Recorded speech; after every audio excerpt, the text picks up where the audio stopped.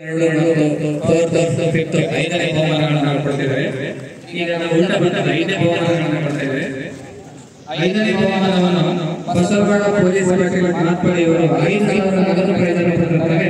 ಈ ಐದನೇ ಬಹುಮಾನವನ್ನು ಪಡೆದಿರುವವರು ಶ್ರೀ ಪ್ರಮುಖ ಪೊಲೀಸ್ ಇಲಾಖೆ ಮಾತ್ಪಡೆ. ಇವರು ಶ್ರೀಗಳಿಂದ ಬಹುಮಾನವನ್ನು ಸ್ವೀಕರಿಸಬೇಕು ಬಯಸುತ್ತಾರೆ. ಚಂದಪ್ಪ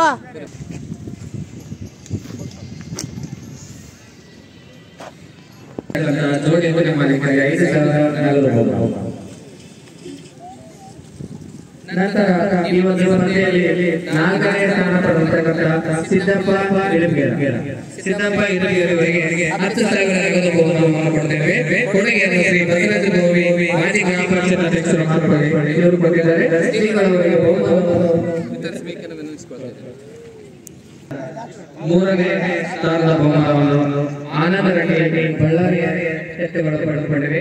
ಅವರಿಗೆ 15,000 ಪ್ರೈಸ್ ಮನಿಯನ್ನು ಕೊಡ್ತಿದ್ದೇವೆ. ಈ 15,000 ಕೊಡುಗೆಯಲ್ಲಿ ಇರತಕ್ಕಂಥವರು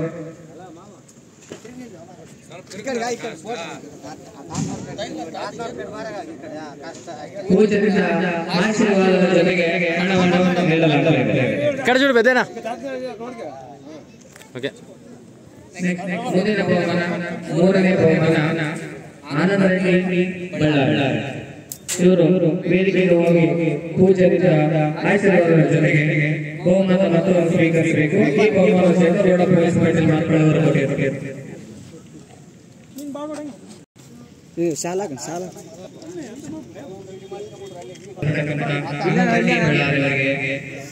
ಪೂಜೆಯಿಂದ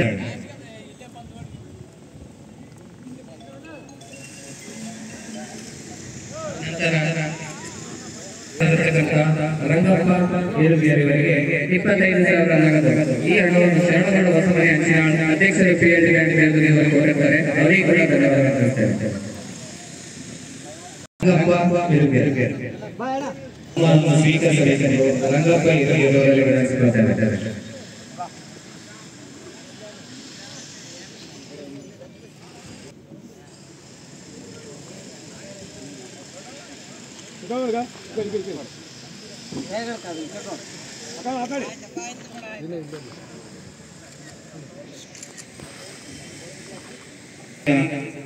ಪ್ರಥಮ ಬಹುಮಾನ